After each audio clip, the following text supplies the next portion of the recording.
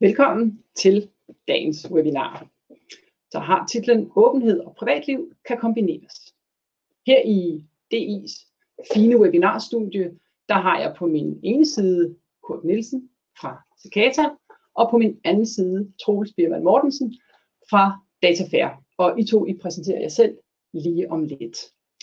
Jeg hedder Henriette Rall, og jeg er direktør i rådgivningsvirksomheden Rall & Co. og også tilknyttet fonden Data for Good. Dette webinar, det er det første af 5, der handler om, hvordan man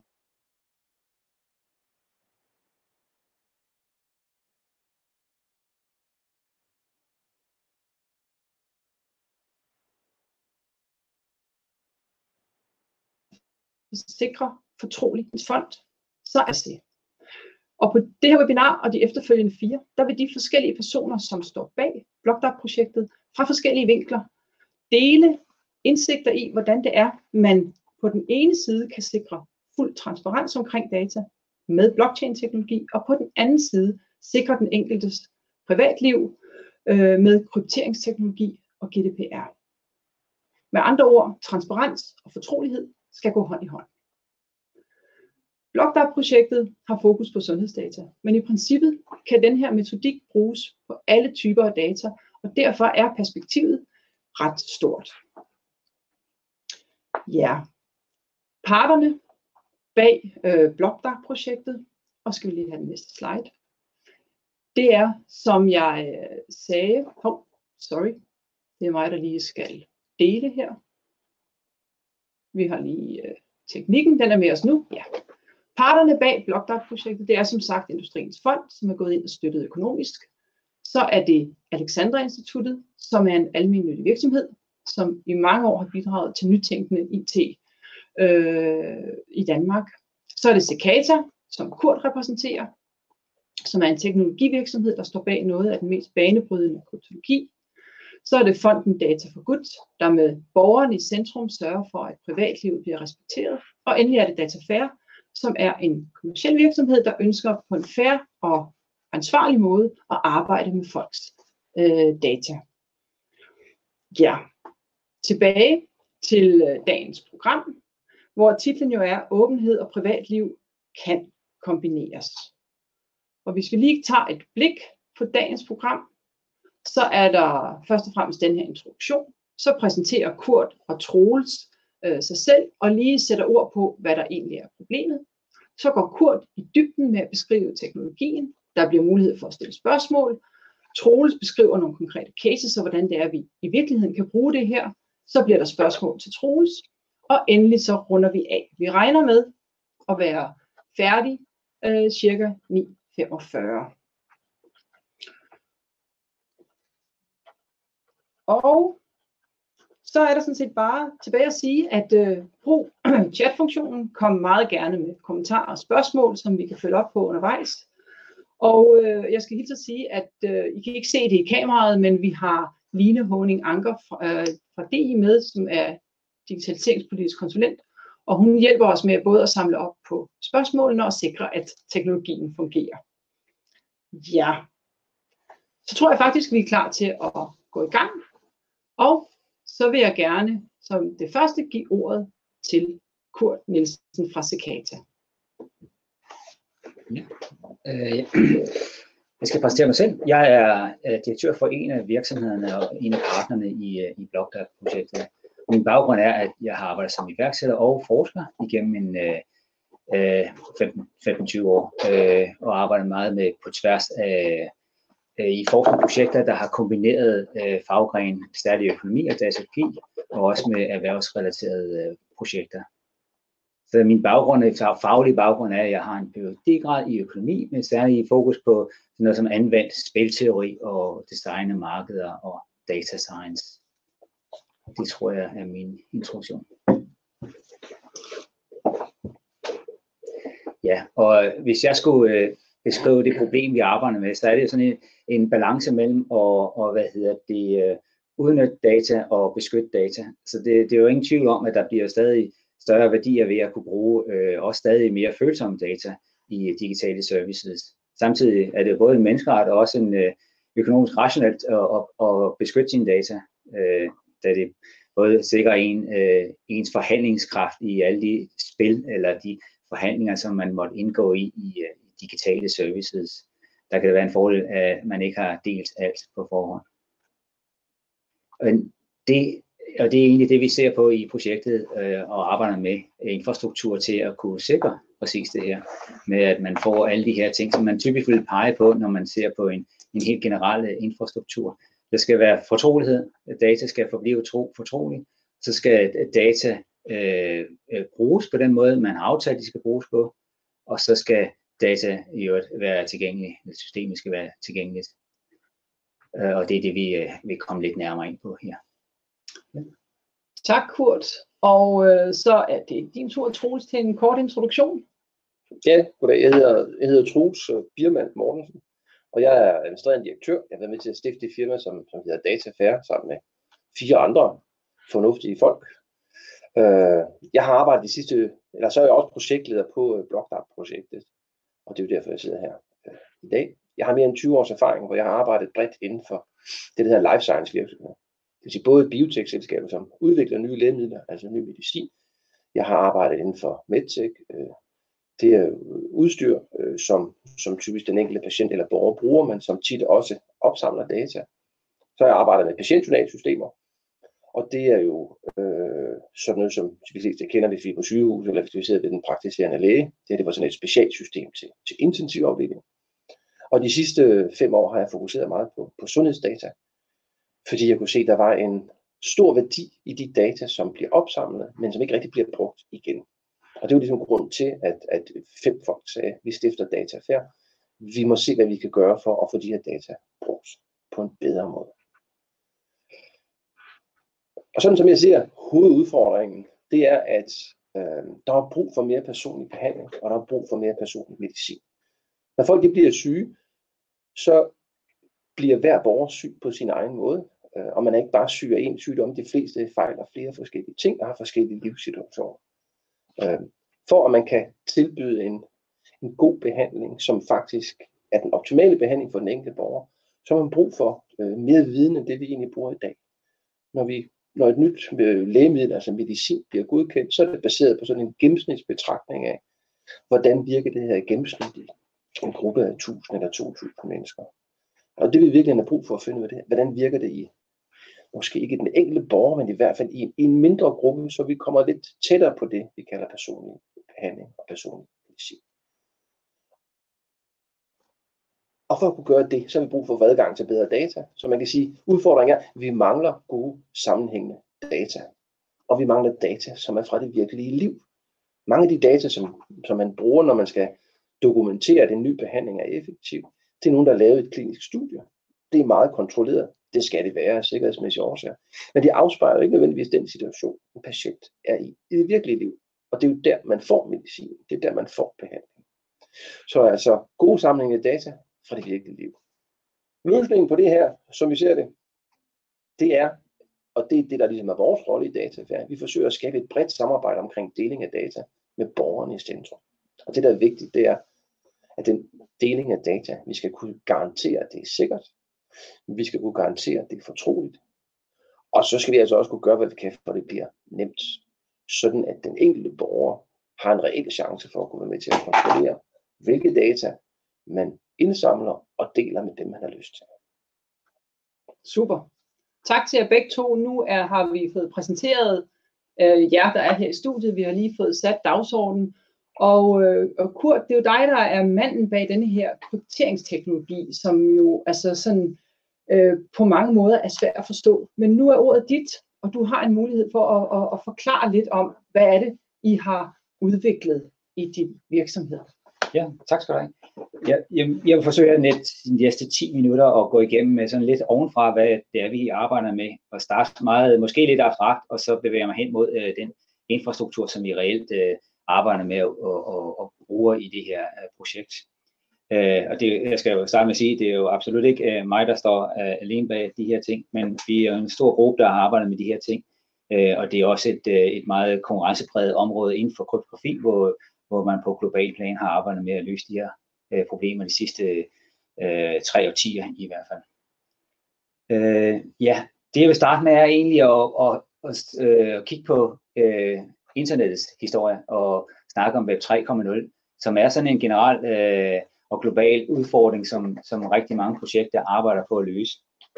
Så hvis man starter lidt fra bunden af, så har man haft internettets udvikling med ren kommunikation, og så har der været alle de her informationsservices, og som har bygget på netværkseffekter, og det har sådan set helt naturligt skabt nogle enorme monopoler og koncentreret information, som har flyttet hen mod nogle få store globale virksomheder.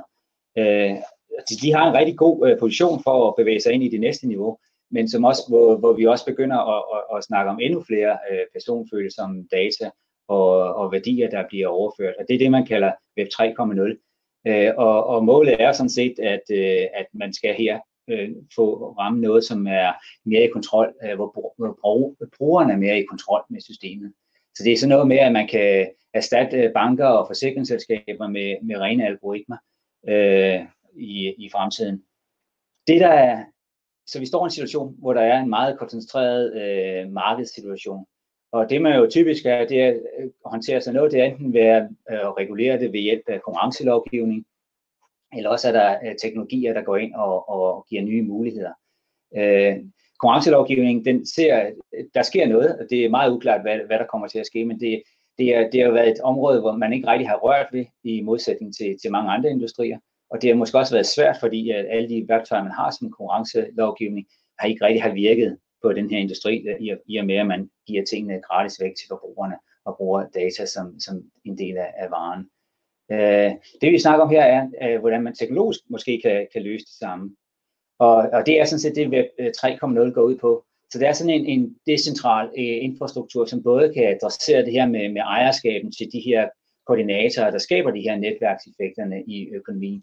Og så er det ikke mindst, at det her med at decentralisere kontrollen med data og brugen af data, som begge dele er med til at skabe den her mulighed for, at teknologien rent faktisk skal adressere den her mangfoldighed i services og gøre de her netværksøkonomier måske mere neutrale i fremtiden. Så det er udgangspunktet. Det er udgangspunktet også for det, der hedder blockchain, og det, som vi har fokus på i det her projekt. Så lad mig prøve at skridtvis bevæge os hen mod det, vi kigger på. Så til at starte med vil jeg se lidt på, eller nævne blockchain som en af de teknologier, som vi anvender. Og hele ideen her er, at man netop går fra at skulle fokusere, have en enkelt enhed, der ligger inde med data. Det kan være et register over, hvem der har købt og solgt, til at have et distribueret system, hvor der ikke er en, der ejer det, men som håndterer præcis det samme, altså hvem der har købt og solgt, og på en troværdig måde opbevarer de her data. Det er den her teknologi faktisk ret god til. Jeg skal ikke bevæge mig ned i detaljerne omkring det her, men herude der er skitseret sådan cirka de 3 ting, som der typisk vil være i sådan et system. Der vil være en meget effektiv og robust måde at kommunikere mellem de her parter, som nu udgør netværket. Og så vil der være nogle mekanismer, som sikrer sig, at de data, der nu ligger i det her distribuerede netværk, at det også er de sandfærdige data. Og så det øverste lag, det er, at man så har mulighed for at gå ind og programmere det her distribuerede system, så man kan skabe de her Facebook uden Facebook i princippet. Så hvis vi prøver at kigge ind i maven her, ind i midten af billedet, der har vi de her blokke her. Og det er jo sådan set der informationen ligger, hvor de kryptografisk sikres de her klumper af informationer, så kobles de sammen i sådan nogle blokke og verificeres. Og det er en ret robust måde at opbevare data på. Så i forhold til det her med privacy, så er det ikke nødvendigvis den smarteste måde at gøre det på, for de her data, de ligger så tilgængelige i evigheden i princippet, lige så længe som det her netværk kan holde sig i live. Så kan man så kryptere data, men de vil også ligge der i lige så lang tid, og man har ikke muligheden for at gå ind og rekryptere data, som jo typisk gør i systemer, når de krypteringsalgoritmer, man har brugt, er blevet for svage og kan brydes. Så der er brug for en anden løsning til at håndtere privacy, og det er det, som vi arbejder med ved at kombinere den her teknologi med det, vi kalder Secure Multiparty Computation, som er en ny klasse af kryptografi. Det her det er også distribueret kryptografi, så på den måde minder det om blockchain, men formålet er ret anderledes. Det er netop præcis at beskytte fortroligheden af data frem for at skabe transparens om data i sig selv. Så et eller andet sted, så er det brud med den måde, man traditionelt vil tænke på kryptografi, hvor det vil handle om at sikre, at data kan bevæge sig sikkert fra A til B, så at sige skille de gode fra de dårlige. Her der handler det om, at man kan regne på data, mens de er krypteret. Det kalder man også zero knowledge computation, eller beregning, og det gør man, fordi at, og her skal vi forestille os, det er et distribueret netværk, så hver af de der computere, der regner på de her data, de her sidder med zero knowledge omkring det, de regner på. Og det er det, som den her teknologi muliggør. Og så har man lige pludselig teknologi, der faktisk sikrer den sidste element af sikring af data. Så hvis man ser på data som abstrakt set, så kan det jo befinde sig i 3 tilstande. Enten så ligger det stille et sted, eller også på vej fra A til B, eller også er man i gang med at anvende det. Og her der har vi så en teknologi, der også kan beskytte data, når vi anvender data. Så har vi sådan set været hele cirklen rundt og kan bygge løsninger, der baserer sig på sikring af data hele vejen rundt, og det er præcis det, vi gør. Så uden at skulle bevæge mig ind i detaljerne omkring det her, vi har jo en hel række seminarer, så er det her, som vi primært fokuserer på. Og det er at bygge de her 2 teknologier sammen med blockchain og MPC, som jo begge er de her 2 distribuerede kryptografiske systemer, som altså køres af uafhængige computer, eller noder, kalder man det også i den her terminologi. Og det vi gør er basalt set, abstrakt set, så er der 2 lag. Der er et privat og et offentligt lag, som sikrer henholdsvis effektiv kommunikation af offentlig information og sikrer beregninger af privat information. Og de bestyres nu begge 2 af smart kontrakter, så man har den her automatiske eksekvering af programmer, som man har med blockchain, både via private smart contracts og offentlige smart contracts. Og det er sådan set den teknologi, og jeg vil komme til at snakke meget mere omkring det. Jeg tror, det er seminar nummer 3, hvor vi har en nærmere præstation af nogle af de her ting, hvor vi også vil vise nogle flere demonstrationer af det.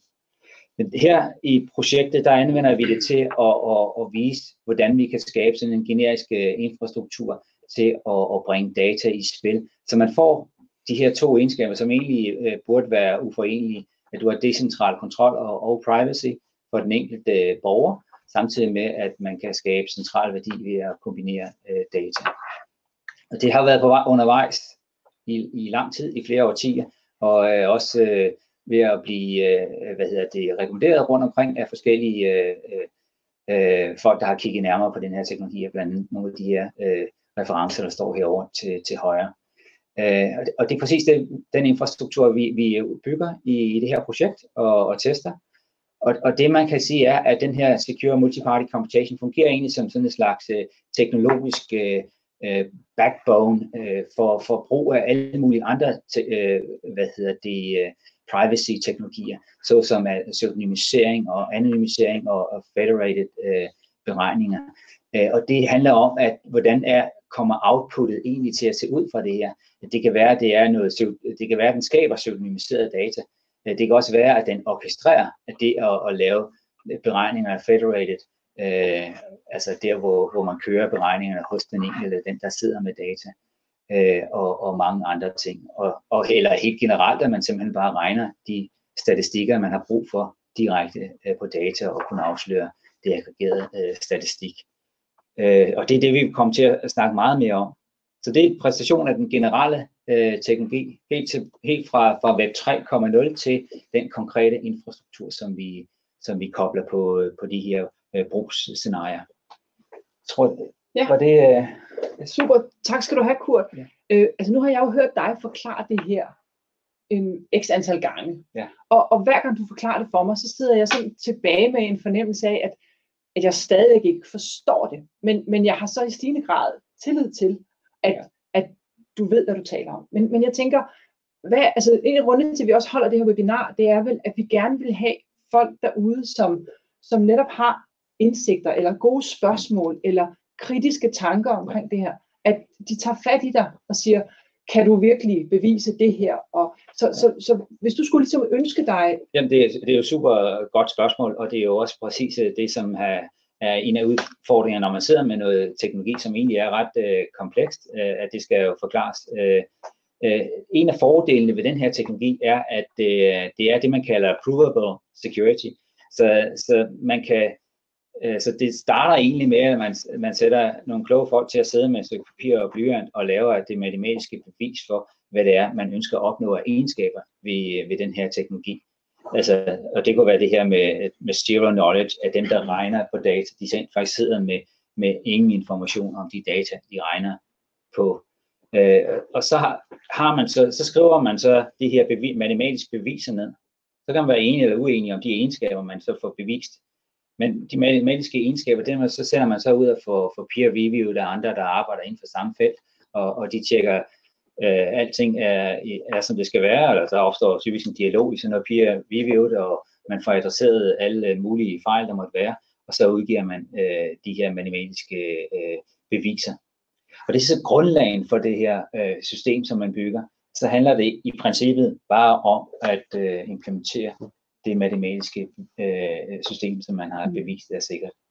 Jeg ved, der er et spørgsmål. Der er kommet et spørgsmål fra Ken, og han spørger, kan man sige, at blockchain sikrer integritet, og MCP sikrer privacy? Ja, det kan man faktisk et stykke af vejen. Faktisk så er NPC, den sikrer også integriteten.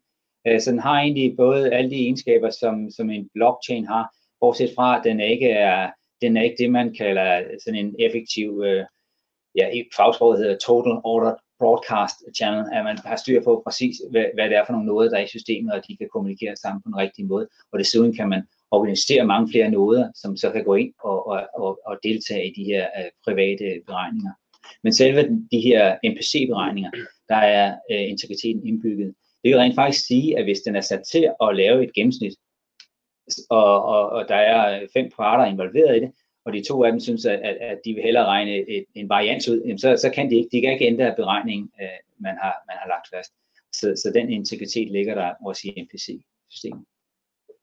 Tak. Og Troels, du vil også gerne stille et spørgsmål? Ja, vi har et lille spørgsmål, fordi jeg er jo ikke tekniker, så jeg skal jo så ligesom sikre mig, at jeg forstår det. Så hvis du for eksempel siger, at det vi nu ønsker at holde hemmeligt, det er et tal, der hedder 10.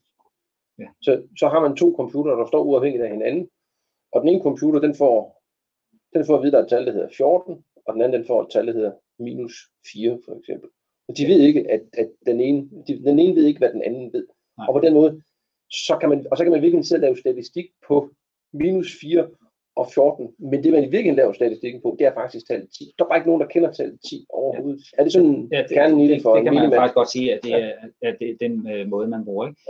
Ja. Men typisk i mange af de systemer, som vi bygger, så vil man bruge det, der hedder secret sharing, og det er jo præcis et eksempel som det her, hvor man udpeger de her uafhængige parter, og så giver dem nogle tal, som hver sig ikke siger noget som helst om det oprindelige tal, og det er det, man beviser matematisk.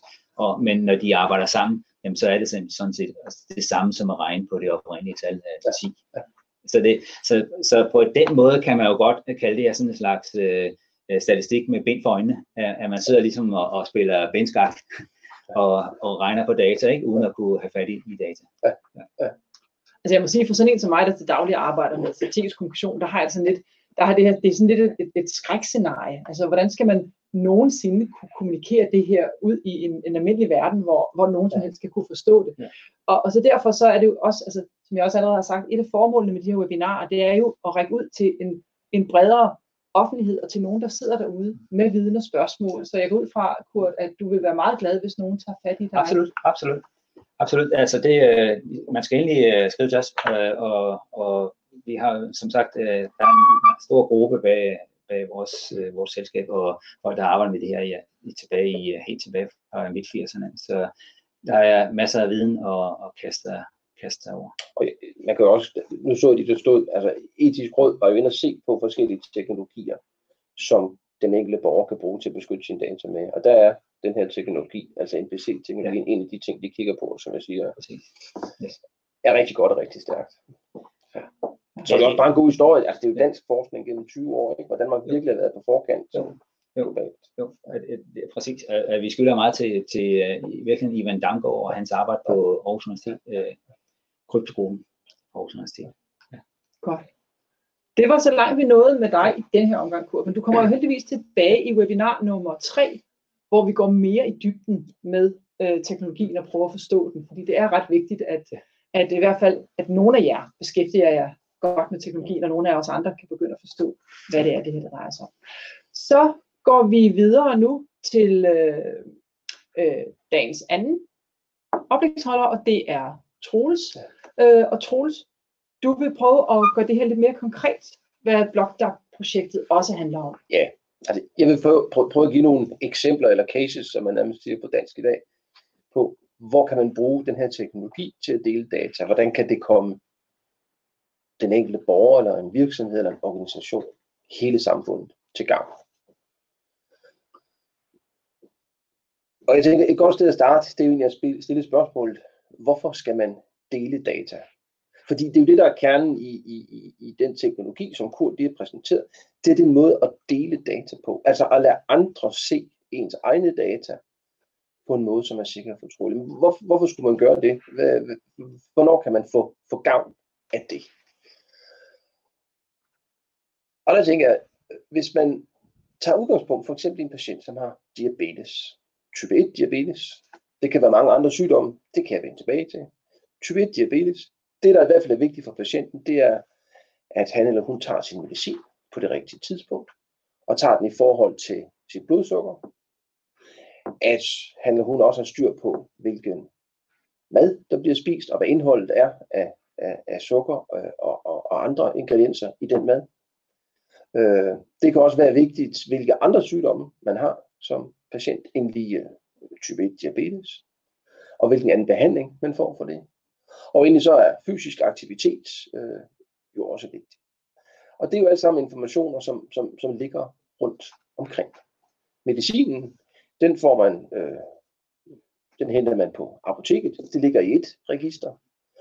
Blodsukkermålingerne, eller man kan sige, det medicin, blodsukkermålingerne vender jeg lige tilbage til. Andre sygdomme, det kan stå i journalen ved den praktiserende læge, det kan stå i journalen på ambulatoriet, altså på sygehuset, hvor man kommer ind til check-up. Det samme gælder anden behandling. Det kan være, at man også har problemer med hjertet, eller man måske har en dårlig hofte, som skal skiftes, så man går og spiser relativt stærke smertestillende. Og det kan være, at det også har påvirket ens fysiske aktivitet. Og så kan man sige, at der er den mad, man spiser. Hvis man har type 1 diabetes, så er man rigtig god til at holde øje med, hvad man spiser. Hvis det havde været en anden sygdom, så tænker man nok egentlig ikke så meget over, hvad er det, jeg går og spiser til daglig. Men det kan også godt have betydning. Og hele pointen er, at information omkring de her ting ligger mange forskellige steder. Men hvis man skal have et komplet billede, hvis jeg som borger skal være i stand til at kunne tage kontrol over min egen sygdom eller min egen raskhed, vil jeg nærmere sige, og netop kunne minimere sygdommen og den måde, den påvirker mit liv, så har man faktisk brug for at have alle de her informationer.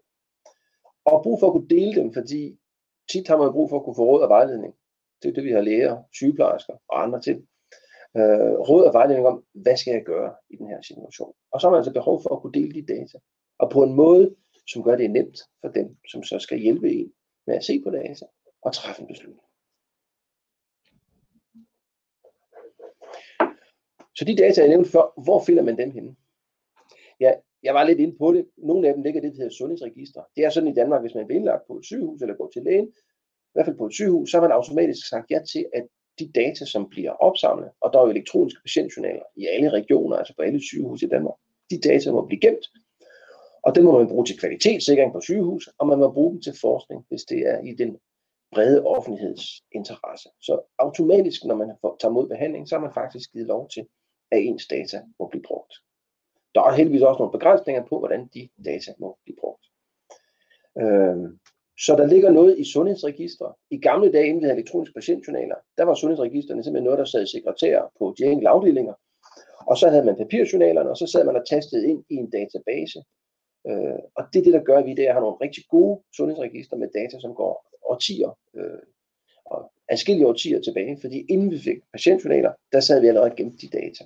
I dag har vi elektroniske patientjournaler, så det er i princippet meget nemmere og overføre de data fra patientjournalen til et register, så man får gemt de vigtige informationer. Fordi pointen er, der ligger så mange informationer i patientjournalen, at som udgangspunkt skal vi ikke gemme det hele i registeret.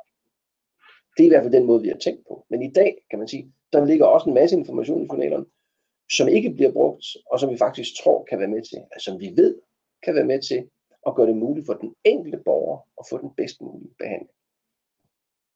Hvis vi holder fast i eksemplet med sådan en patient, der har type 1 diabetes, så kan man sige, at en meget vigtig måling, det er jo blodsukker, hvordan det varierer fra dag til dag i løbet af dagen, i forhold til medicinering, i forhold til hvad man spiser, i forhold til den fysiske aktivitet, i forhold til anden medicin. Og hvor ligger de målinger så hen? De ligger ikke i sundhedsregisteret. De ligger som udgangspunkt, nogen kan godt ligge i patientjournalen, men sådan et apparat, man kan gå med, nogle af dem kan jo måle blodsukkeret 24/7 hele tiden. De data ligger ikke i patientjournalen. Det er også de færreste patienter, der ved og kan finde ud af at lægge dem ned på deres egen computers harddisk. Så det eneste sted, i hvert fald med sikkerhed ved, de altid ligger, det er producenten af de data. Det er en kommerciel virksomhed. Det kan være en, der hedder Medtronic, en stor amerikansk virksomhed. De har data liggende. Og du har selvfølgelig adgang til dem som borger, hvis du kan finde ud af at få adgang til det. Det kan man sikkert godt, hvis man er interesseret. Og man har også ret til at få en kopi med de nye GDPR-regler, som gælder i hele Europa. Men hvordan får man så delt de data med dem, der skal hjælpe en? Hvordan, når nu de ikke ligger i patientjournalen, og det er jo den skærm, som ens læge sidder og kigger på, når man er til kontrol. Hvordan får man så vist de andre data, man har?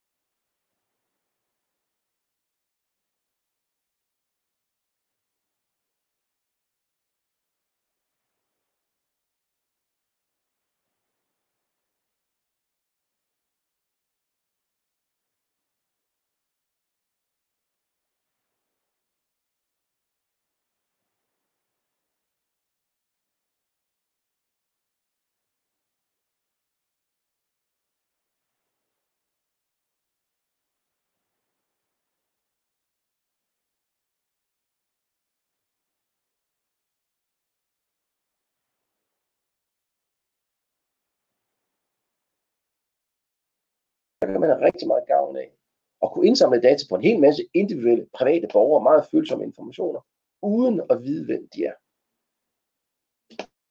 Det er der MPC-teknologien kommer ind, fordi vi kan kryptere data. Og så også sørge for, at det kun bliver brugt til lige præcis det, vi har givet tilladelse til. Det er blandt andet der blockchain har sin styring. Så hvordan deler man så de her data, hvis man er interesseret i det? Og hvordan kan blockchain og BlockDAP-projektet være med til at udvikle løsninger, som kan gøre det nemmere og sikrere og fortroligt, eller nemmere og sikrere at dele fortrolige data? Ja. Det vi udvikler og tester i BlockDAP, det er en teknologi, altså det er noget software, som skal køre på en række computere, og som kan give adgang til nogle databaser. Og det er også en softwareløsning, som gør det muligt for den enkelte borger at kunne styre, hvilke data man henter, og give tilladelse til, at andre kan hente data ind for en selv. Så jeg ikke selv skal ud og hente data ved Brugsen, Coop, men i virkeligheden kan bede Data for Good-fonden om, nu skal du høre, jeg har tillid til jer, I må gerne hente de data ind for mig, og gemme dem i min personlige data store eller bank. Sådan en, og det vil sige, det vi tester i projektet, det er sådan set en løsning, som gør det muligt at få hjælp til at kunne hente sine data. Med GDPR, de nye dataregler for EU. Der har man fået rigtig mange rettigheder som borger, men de fleste har altså også hjælp til rent faktisk at kunne udnytte de rettigheder. Så det er den ene ting. Det andet, vi kan tilbyde med den teknologi, vi udvikler, den løsning, det er et sikkert sted at gemme alle slags data.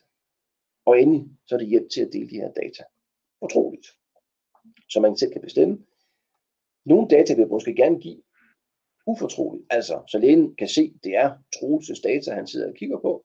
Andre data vil jeg sige, der skal man ikke kunne se, det er mig. Det skal man kunne bestemme selv, og det skal være nemt at styre det.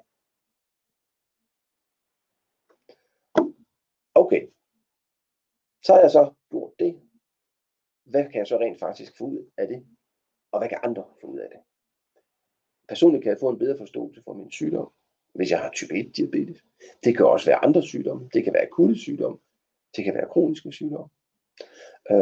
Det vil sige, at jeg har mulighed for at få en bedre sundhed. Det kan også være med til at give os et mere effektivt sundhedssystem. Og med effektivt, hvad kan det være? Jamen det kan for eksempel bare være det, hvis du har en 10 minutters møde i ambulatoriet med en læge. Hvis du skal sidde og vise ham dine data på din mobiltelefon, som du selv har indsamlet, så tager det måske 8 minutter, så er der 2 minutter tilbage til samtalen. Hvis det hele var tilgængeligt i forvejen, og du kunne vise ham data, jamen så har jeg jo 10 minutter til at tale om, hvad skal du så rent faktisk gøre. Det er et eksempel på noget, der er mere effektivt. Eller du kunne sende data til din læge, så han er forberedt, inden han møder op og siger, jeg har kigget på dine data, nu skal du se, jeg har i dag forslag til, at vi skal bruge de næste 10 minutter på at tale om de her 3 ting, fordi jeg kender din situation i forvejen. Du behøver ikke at fortælle mig det. Det er en mere effektiv sundhed. Man kan bruge det til at udvikle bedre behandlinger, og man kan udvikle det til at bruge nye behandlinger. Altså ny medicin, nye kombinationer af medicin. Hvis du synes, at det er interessant, hvis du er nysgerrig, eller hvis du er skeptisk, det tror jeg nemlig, der er mange, der er. Det synes vi er en rigtig god ting. Man skal være meget skeptisk, for det er meget følsomme data. Det bliver næsten ikke mere følsomt. Vi snakker om sygdom.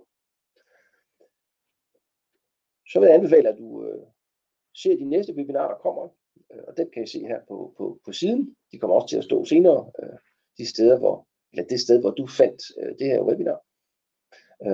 Du kan melde dig ind i Data for Good Foundation. Det er simpelthen en fond, som har til formål at hjælpe borgerne med at blive bedre til at styre deres data på en fortrolig måde. Så det er et rigtig godt sted at starte. Og endelig så kan man sige, hvis du nu er en virksomhed, som synes, det er lidt spændende, og du kunne godt tænke dig at arbejde med sundhedsdata, men på den rigtige måde, altså sikkert, fortroligt og også nemt, så har vi en række workshops, hvor vi faktisk fortæller mere detaljer omkring, hvad vi laver i det her projekt, og får input til, hvor kunne man også bruge den her løsning, og hvordan kunne man bruge den mere præcist. Og der er du velkommen til at kontakte mig som projektleder på min e-mailadresse, som er tbm@datafair.org. Ja. Super, Troels, tak for det. Og nu er der sådan set lige mulighed for at stille nogle spørgsmål til Troels, hvis der er nogen, der skulle have det. Line, hun ikke. Ja. Det er igen Kent, der spørger, og det er et længere spørgsmål. Hvorfor er designet en central løsning, hvor alle data samles et sted, hvilket øger risiko og konsekvens af databrud? En løsning kunne være en hub, der indsamler og med det samme videresender data til dem, der skal bruge data, således at løsningen ikke gemmer data, men blot fordeler data. Det er et spørgsmål, det er ikke mere et spørgsmål. Jo, jeg kan godt bare lige tage indledning, fordi du har fat noget helt rigtigt, Kent. Men vi har bare sådan en del af svaret på det, fordi hele pointen er, at det vi tester her i BlockDAG-projektet, vi flytter ikke data. Det vil sige, at data bliver liggende de steder, hvor de ligger nu. Så de bliver ikke mere usikre. Det er lige så sikkert, som det er i dag. Så i virkeligheden så kigger vi ned i nogle databaser, og det vil sige, at vi kalder det en datasø, men det er en virtuel datasø, fordi data bliver liggende, og så er det en virtuel datasø, som er krypteret. Og det vil sige, at selv hvis det skulle lykkes en at bryde ind i den virtuelle datasø, så kan man kun se volapyk. Der er ingen meningsgivende data i den. Kurt, vil du supplere? Ja, man kan måske godt sige, at det du foreslår er, at man ad hoc bruger data i sådan en infrastruktur, og det er jo præcis det, vi gør. Samtidig med, at vi har den her distribuerede netværk, som gør, at vi, som Troels siger, ikke deler data, men krypterer data, og så ad hoc regner på data efterhånden, som behovene opstår, hvorefter data slettes. Så det er faktisk præcis det, du foreslår, bortset fra, at det her ekstra sikkerhedsniveau, men det også er distribueret. Så der ikke er noget, formålet også, og det vi kæmper for, det er jo netop at fjerne single point of trust, at der skal ikke være et sted, hvor du kan gå ind og hacke systemet. Men jeg synes, det er svært det der med, at man kan arbejde med data, som ingen forstår. Man kan have zero knowledge og få noget ud af det. Altså, der er noget i vores sprogbrug her, som virkelig er udfordrende. Men Line, du siger, der er endnu et spørgsmål. Der er et til spørgsmål, ja. Hvordan ved I, hvilke datakilder jeg har data hos, og hvilke data er det, der så rent faktisk gemmes i min personlige datastore? Det er Annemette. Ja. Der kan man sige, de færreste ved jo virkelig, hvor deres data de ligger. De ved, hvor nogle af deres data ligger, og så er der en masse data, hvor de ikke ved, de ligger. Og det er jo faktisk noget, som data, altså fonden Data for Good, kan hjælpe med at finde ud af. Altså, hvilke data har du? Den viden, den vil fonden gerne dele med folk. Nu skal du se, hvis du handler der, og du gør sådan og sådan, så ligger der sandsynligvis data der. Det er jo ikke sådan, at fonden skal hive alle datakilder ind, nødvendigvis, medmindre det er det, man ønsker som borger. Men det er en viden, de har, og som ideen er, at man gradvist bliver klogere og klogere på. Men hvis jeg skulle gøre det lidt konkret, nu er jeg jo tilknyttet fonden Data for Good. Altså jeg ved, at Matas har data om mig, jeg ved Coop, hvor jeg handler, har data om mig, jeg ved Strava har data om, hvordan jeg motionerer på min cykel. Altså det er bare 3 ting. Og det vil være 3 steder, jeg kunne række ud med fonden Data for Good i ryggen, ikke? Og med GDPR i hånden og sige, jeg vil gerne have de data, I har om mig. Så er der alle sundhedsregisterne. Der kan man sige, det ved man ret præcis, fordi der er de fleste borgere, som jeg sagde, hvis de er i kontakt med sundhedssystemet, så bliver der automatisk lagt forskellige data rundt omkring. Og de data kan man jo som forsker både få lov til at få adgang ved via central vej, men man har altså også som borger mulighed for at få en kopi af de data, og så på den måde stille dem til rådighed. Tak. Godt. Og så vil Claus bare gerne sige hej for Bangkok, står der. Ja, men hej Claus. Godt. Vi er ved at nå til webinarets slutning. Klokken er næsten 9:45. Så jeg vil gerne sige tak til Troels, og tak til Kurt, og ikke mindst tak til Line for at have styret teknikken. Og som sagt, det her det er jo kun det første af 5 webinarer. Vi vil for det første rigtig gerne have feedback fra jer, der har lyttet med. Er der noget, I gerne vil have uddybet, noget I gerne vil høre mere om? Det jeg kan sige, det er, at det næste webinar, der kommer den 6. oktober kl. 9, det er bestyrelsesformand og grundlægger af fonden Data for Good, Annemette Brock, der kommer og fortæller om både fonden og den platform, som fonden med Kurts teknologi er ved at bygge. Og så vil der også være Poul Skovbo, som er Senior Business Strategist fra Alexandra Instituttet, som jo også er en af parterne bag BlockDAG-projektet, og han vil fortælle noget om borgernes motivation for at dele sine data. Og det er som sagt den 6. oktober kl. 9. Og så tænker jeg måske, om vi lige kunne slutte af på en enkelt note, og det vil være et spørgsmål til dig, Troels. Det her BlockDAG-projekt, hvad er det, vi står med i hånden, når det er færdigt? Det der proof of concept, hvad er det for noget? Når vi er færdige, så har vi faktisk en softwareløsning, som forhåbentlig som vi har vist kan håndtere data fortroligt og sikkert, og blive brugt til at dele data med. Vi har også fået vist det måske i nogle, det der hedder use cases, altså nogle forskellige konkrete situationer, hvordan vi kan gøre det. så har vi fået indsamlet en hel masse viden. Altså vi har lavet noget, som vi kan vise frem, har forhåbentlig inspireret borgere og virksomheder til at sige, okay, det lyder interessant. Kunne man ikke gøre sådan inden for mit område? Så det vil sige, at vi har også fået et katalog indsamlet forslag til, hvordan man også kunne bruge den her løsning. Og endelig forhåbentlig så har vi vist, at blockchain kan kombineres med MPC-teknologi, og det faktisk skaber en rigtig stærk løsning, som er anvendelig og værdifuld inden for sundhedsområdet, men afhængig af, hvad vi får input fra de virksomheder, som ser det her webinar, og borgere, også inden for andre områder. Super. Tak skal du have. Så er der sådan set kun tilbage at sige tusind tak til Dansk Industri, fordi at bakker op om arbejdet, samarbejder med os og stiller de her fantastiske faciliteter til rådighed. Og tusind tak til dig, Line, for at have styret spørgsmål og teknik. Vi ses den 6. oktober. Tak.